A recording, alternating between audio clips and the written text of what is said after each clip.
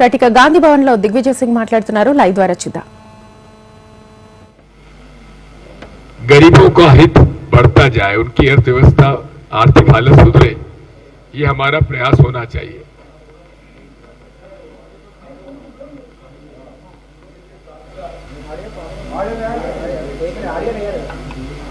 इसी के साथ साथ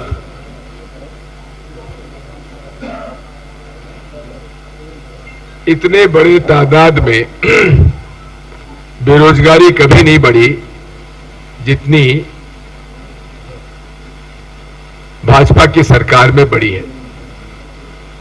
इतनी महंगाई कभी नहीं बढ़ी जो भाजपा के राज में बढ़ी है। लोग त्रस्त हैं। साथ में निर्दोष लोगों को गलत फंसाया जा रहा है। ईडी, आईटी,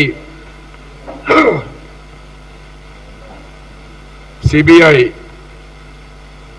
में झूठे केस बनाए जा रहे हैं।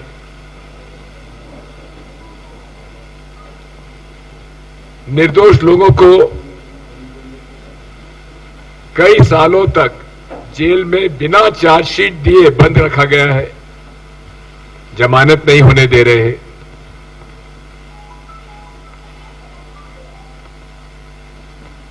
जुडिशरी को, न्यायालय व्यवस्था को प्रभावित करने का पूरा कुटिल षड्यंत्र चला हुआ है।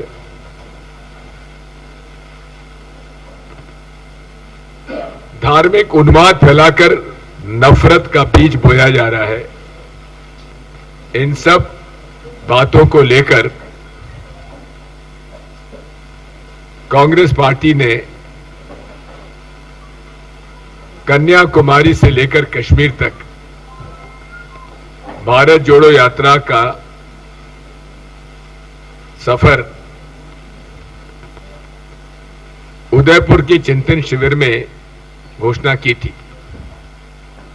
और 7 सितंबर से लेकर आज तक लगभग 2800 किलोमीटर हम लोगों ने सफर कर चुके हैं। जो भारी समर्थन मिल रहा है उससे स्वाभाविक है कि मोदी जी और भारतीय जनता पार्टी और राष्ट्रीय स्वयंसेवक संघ घबराए हुए हैं और इसीलिए अब वे भारत जोड़ो यात्रा को बंद करने के लिए उन्होंने प्रयास प्रारंभ कर दिए। यदि खतरा कोविड का है तो सबके लिए समान नीति होना चाहिए। भाजपा के मीटिंग होती रहे, भाजपा का जन आक्रोश, रैलियां, पदयात्रा राजस्थान में निकलती रहे, लेकिन कांग्रेस की भारत जोड़ो यात्रा पर रोक लगाने के लिए सुझाव स्वास्थ्य मंत्री जी दे रहे हैं। स्वाभाविक है कि उससे ये साफ नजर आता है कि भारतीय जनता पार्टी और राष्ट्रीय स्वयंसेवक संघ घबराए हुए हैं। भारत जोड़ो यात्रा समाप्त होने के बाद हम इस अभियान को घर घर ले आना चाहते हैं और इसके लिए हाथ से हाथ जोड़ो अभियान हर घर तक पहुंचने का एआईसीसी ने तय किया है। मुझे इस बात की प्रसन्नता है कि तेलंगाना प्रदेश कांग्रेस कमेटी ने इसकी रूपरेखा बनाने की प्रक्रिया प्रारंभ कर दी है और उसकी मीटिंग भी हो चुकी है। 30 जनवरी 2023 तक भारत जोड़ो यात्रा श्रीनगर तक पहुंचने की हमारी योजना है और हमें विश्वास है कि हम लोग अपने लक्ष्य को पूरा करेंगे।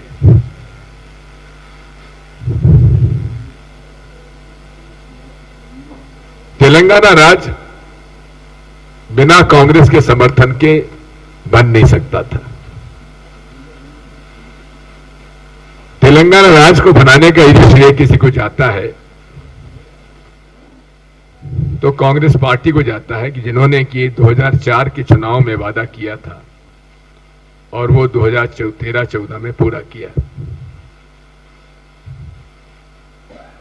केसीआर साहब कितना ही कहें, लेकिन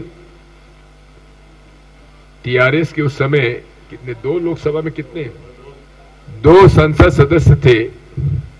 क्या 2 लोगों से तेलंगाना का राज्य का गठन हो सकता था? नहीं हो सकता था। केसीआर साहब ने बहुत वादे किए थे। क्या क्या वादे किए थे उसका एक अपना इतिहास है। लेकिन तेलंगाना राज्य गठन के बाद उन्होंने कांग्रेस के खिलाफ अपना अभियान चलाया।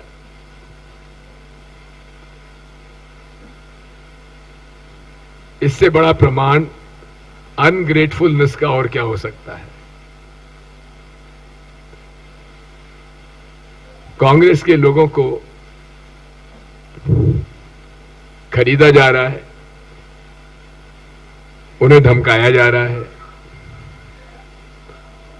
और भारतीय जनता पार्टी जिस प्रकार से लोगों को खरीद फरोख्त करके धमकाकर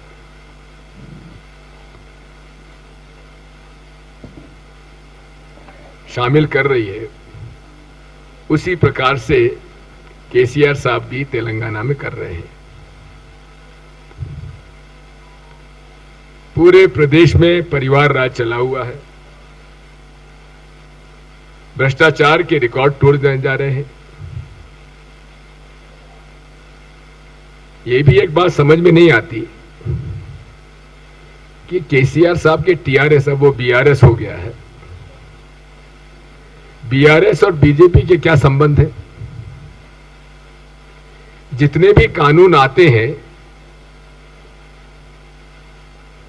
पूर्व टीआरएस और अब की बीआरएस उनका समर्थन क्यों करती है? भाजपा का फ्लोर पे उनका समर्थन और बाहर नूरा कुश्ती।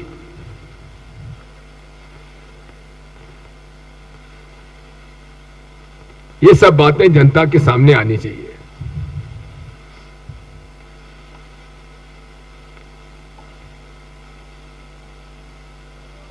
मुझे जानकारी मिली है कि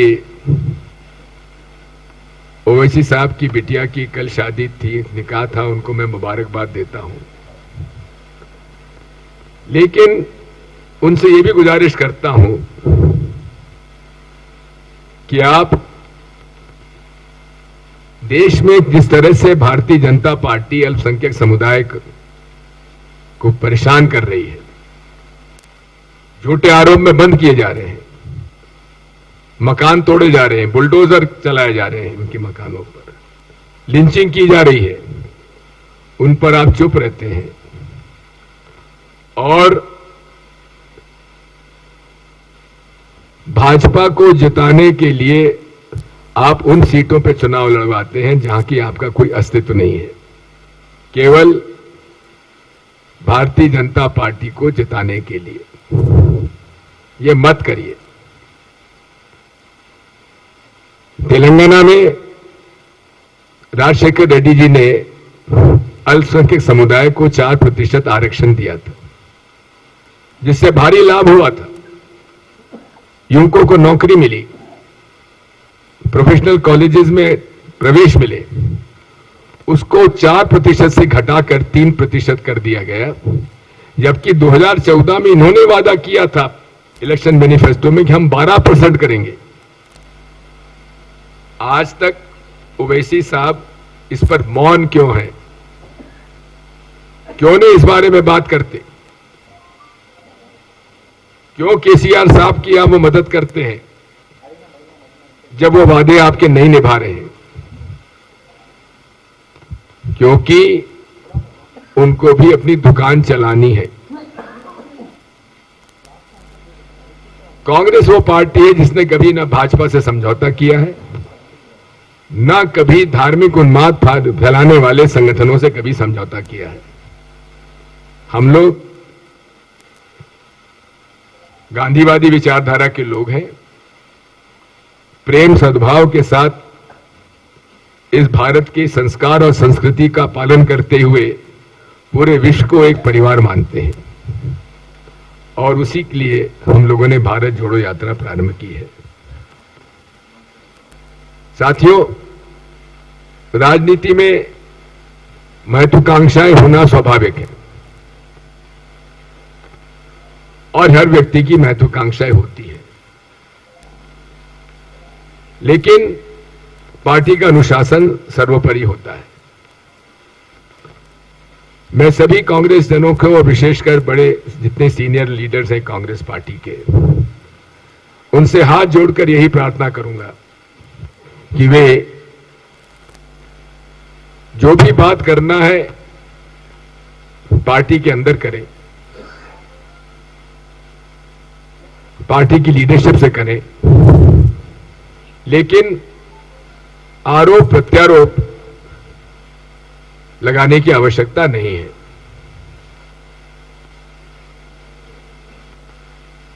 इस मामले में कांग्रेस की लीडरशिप ने साफ तय किया है कि इसकी पुनरावृत्ति नहीं होना चाहिए। अगर हुआ तो चाहे कितना ही बड़ा कोई नेता क्यों ना हो, उन पर कार्रवाई की जाएगी।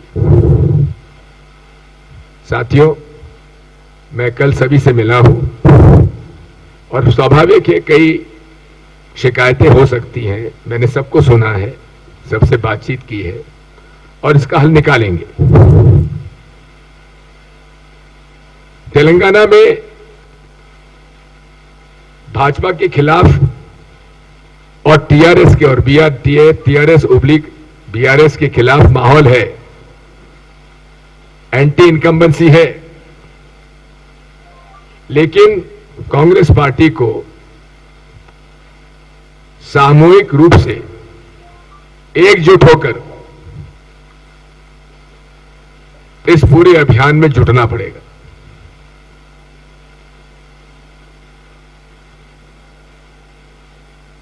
एकता आवश्यक है और एकता के माध्यम से ही हम लोग इन भ्रष्ट और इन सत्ता लोलुप्त पार्टियों को हरा सकते हैं। कई बार पत्रकार मुझसे कहते थे कि विपक्ष ठंडा क्यों पड़ा है, कांग्रेस सड़कों पर क्यों ना है। अब हम सड़कों पर हैं लेकिन मीडिया फिर चुप क्यों है। आप सभी लोग कहते थे कि भाजपा के खिलाफ इतना माहौल है, कांग्रेस चुप क्यों है, सड़कों पर क्यों ना है। नहीं है, अब हम सड़कों पर हैं तो आप क्यों चुप हैं। आप भी कुछ हमारी मदद करिए, निष्पक्ष मदद करिए। हम कोई एहसान आप पर से नहीं लेना चाहते। जो जन समर्थन मिल रहा है उसको दिखाया क्यों नहीं जा रहा है, उसको बताया क्यों नहीं जा रहा है। इस मामले में आप सबसे यही प्रार्थना है। आप सब लोग यहां पधारे, आप सबका आभार। आज पीवी नरसिम्हा राव जी की पुण्यतिथि है। हम इस अवसर पर उनको अपनी विनम्र श्रद्धांजलि देते हैं और निजी तौर पर मुझ पर उनकी सदैव बड़ी कृपा रही है और उनका बड़ा प्रेम मुझे मिला। आज हम उनको स्मरण करते हुए उनको विनम्र श्रद्धांजलि अर्पित करते हैं। जो प्रश्न हो सके तो पूछ लीजिए, मैं उत्तर दूंगा।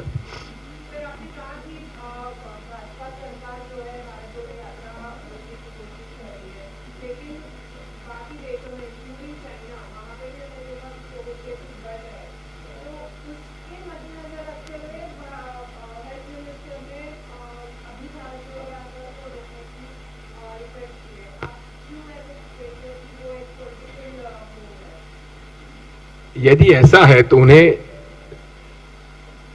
मैंने 3 प्रश्न किए हैं उनसे। पहला एक है, क्या उन्होंने, भारत सरकार ने मेडिकल इमरजेंसी डिक्लेयर की है? नंबर 1। नंबर 2, नेशनल लॉकडाउन करने की उनकी कोई योजना है? पहली बार कल प्रधानमंत्री जी ने कोविड के नए जो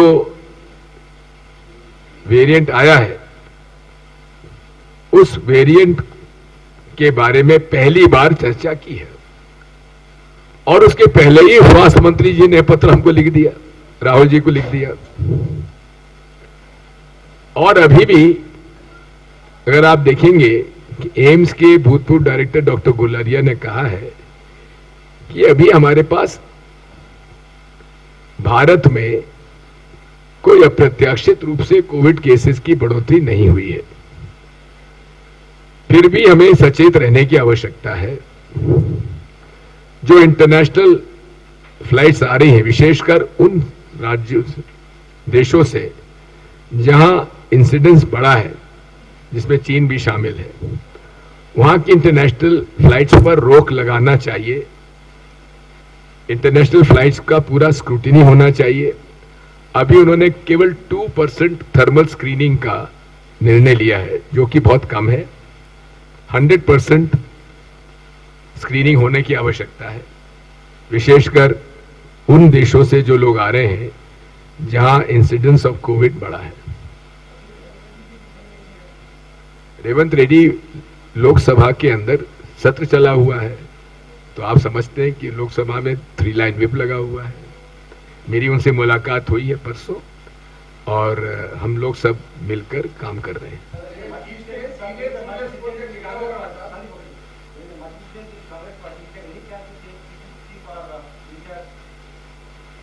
well, that is not my brief.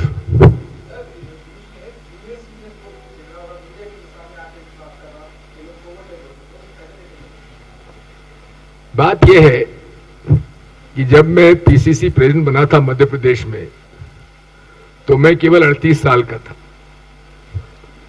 Rajshekhar Reddy ji यहां बने थे, केवल 34 साल के थे, और उस समय स्टॉलवर्ड्स थे मध्य प्रदेश में, आंध्रा, यूनाइटेड आंध्रा में। लेकिन वे एक सफल प्रदेश कांग्रेस के अध्यक्ष बने और एक सफल मुख्यमंत्री रहे। मध्य प्रदेश में भी उस समय प्रकाश चंद्र सेठी, श्यामाचरण शुक्ल, अर्जुन सिंह जी, विद्याचरण शुक्ल जी, डॉक्टर शंकर दयाल शर्मा, माधवराव सिंधिया, कमलनाथ जी, मोतीलाल वोरा जैसे सीनियर लोग थे। इसमें जूनियर सीनियर नहीं होता है, अवसर की बात होती है। Yes sir.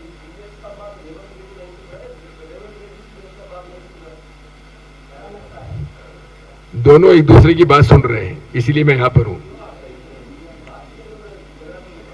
इसीलिए तो मैं आया हूं। Thank you.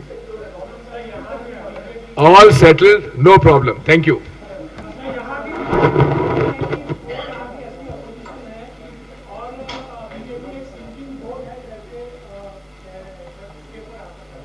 बीजेपी क्या कह रही है? Yes yes, that is why we defeated BJP in Himachal Pradesh, which have got 98% Hindus. Thank you.